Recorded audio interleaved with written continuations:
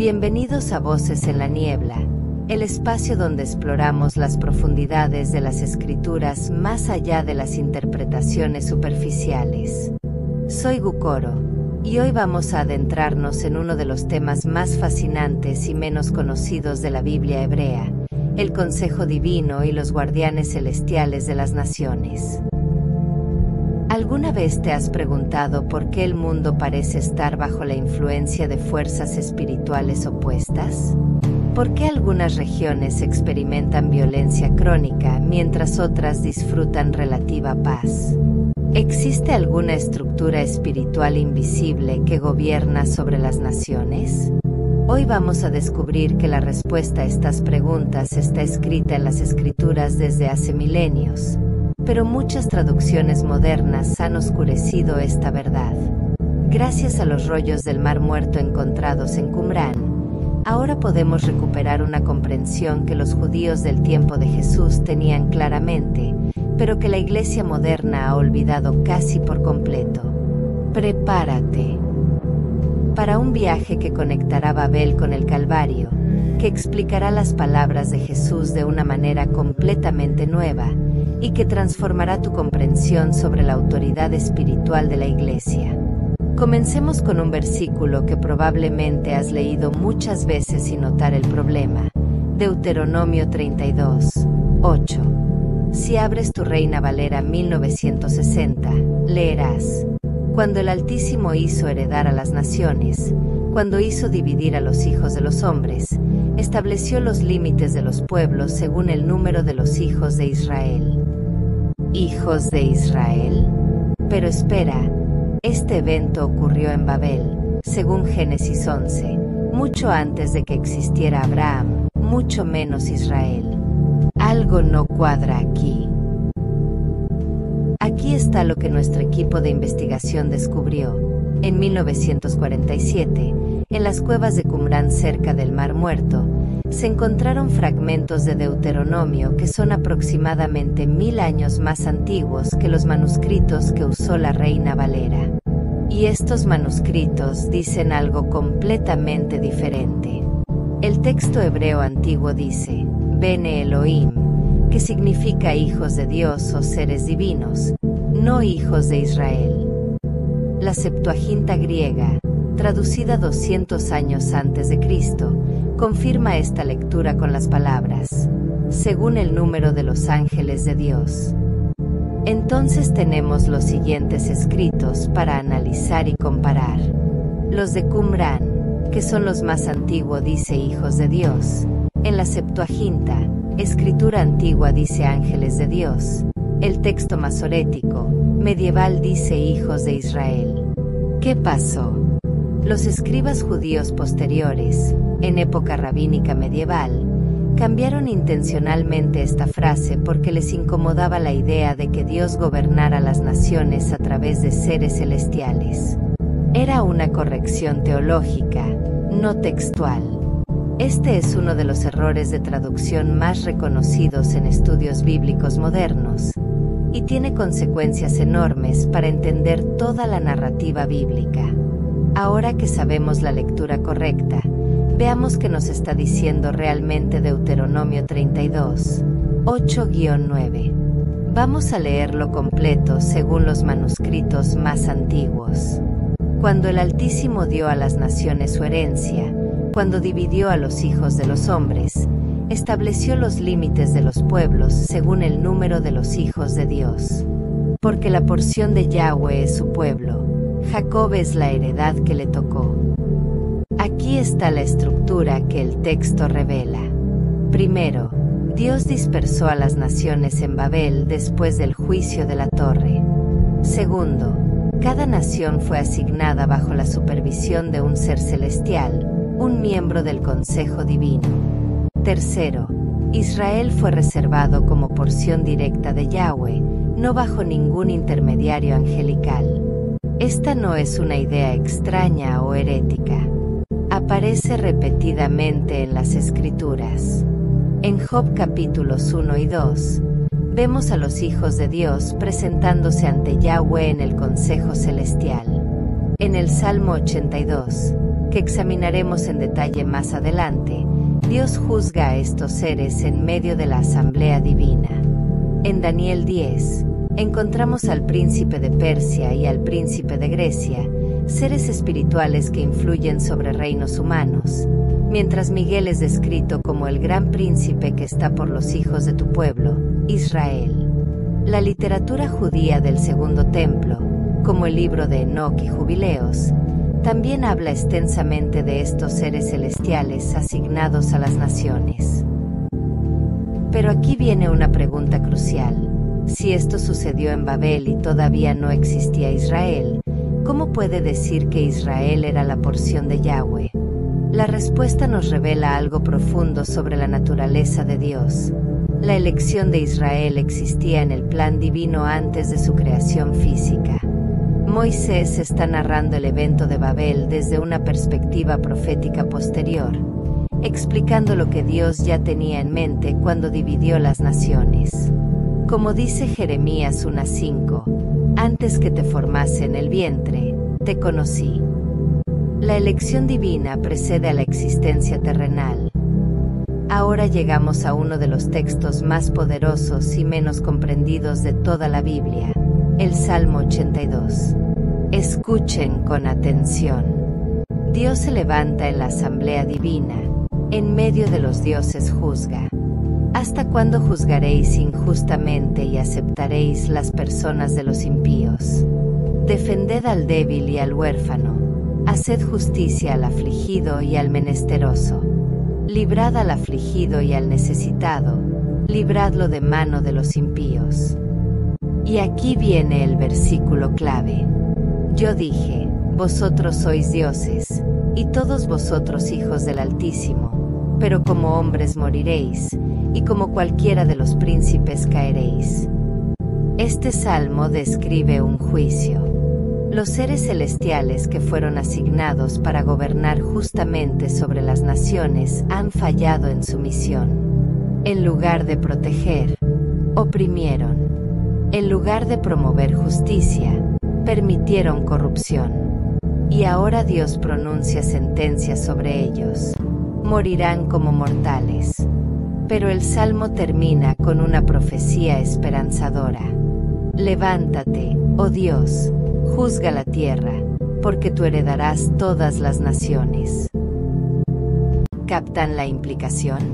En el principio, en Deuteronomio 32, Yahweh solo heredó a Israel. Pero el Salmo 82 profetiza que un día heredará todas las naciones.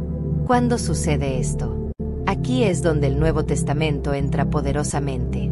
Pero antes de llegar allí, necesitamos entender cómo Jesús mismo usó este salmo en un debate teológico con los fariseos. Y aquí es donde todo cobra vida. En Juan 10, Jesús acaba de declarar, yo y el Padre uno somos.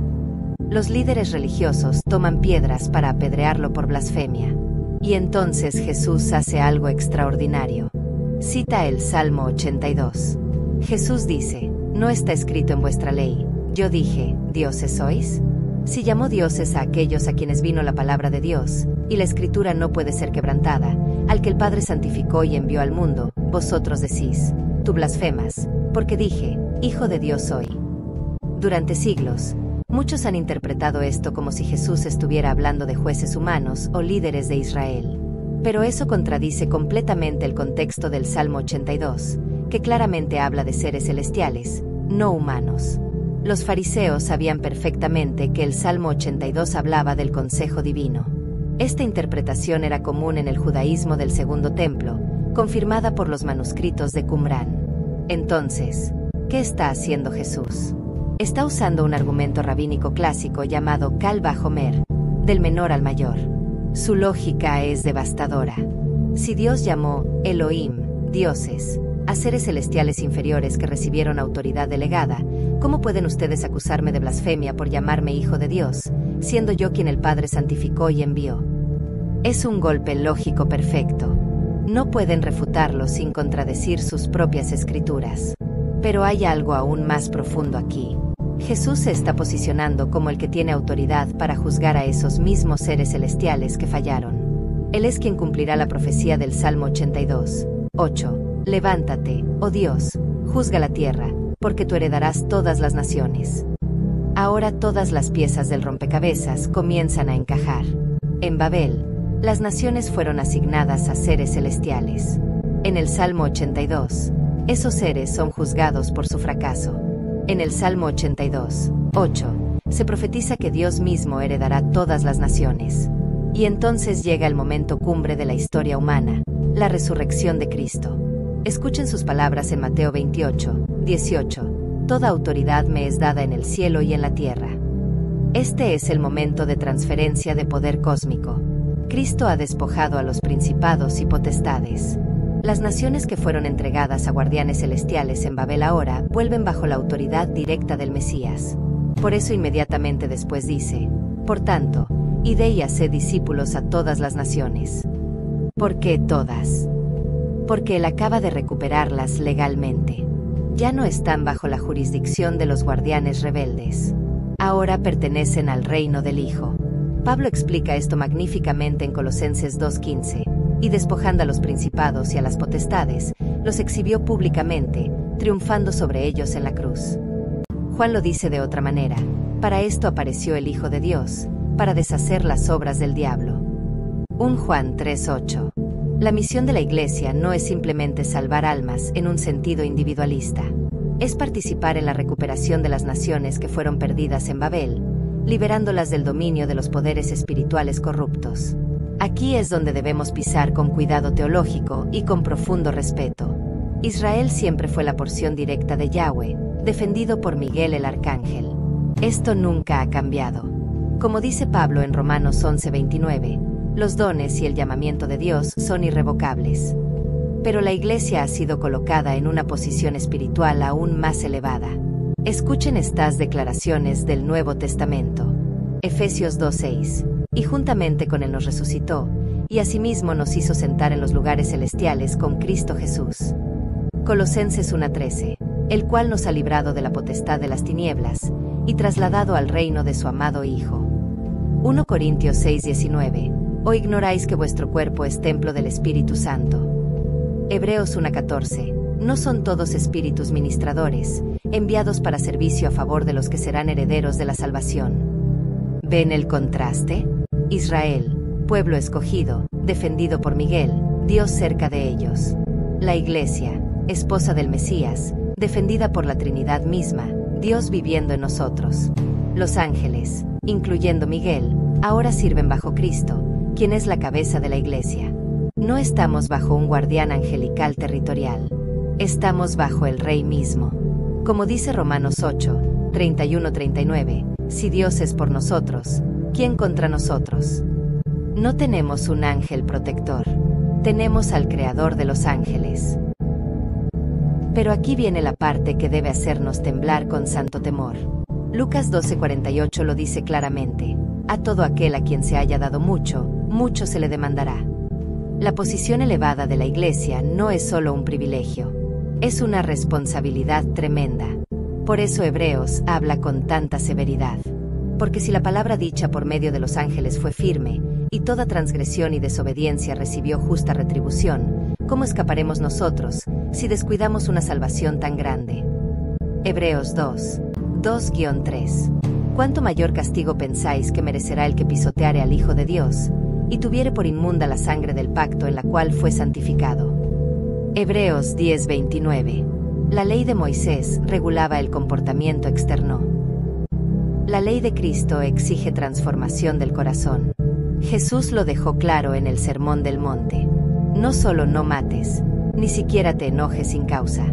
No solo no adulteres, ni siquiera mires con lujuria. No solo ama a tu prójimo, ama incluso a tus enemigos. Somos juzgados según una posición celestial, no terrenal.